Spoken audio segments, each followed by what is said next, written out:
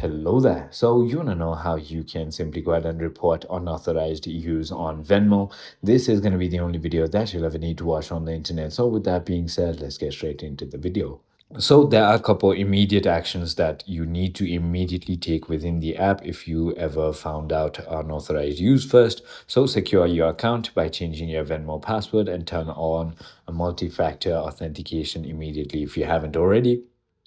Go to the specific unauthorized transaction in the app, tap the three dots, and then select Report a Problem, or use the Help Center, which is inside of Me, inside of Settings, and then inside of Settings, there's also Get Help, and then tap on Chat with Us. Chat with an agent or use the contact form on the Venmo website to report the fraud. I hope this video clarified a lot for you. If it did, hit that like button. And I'll see you on the next one.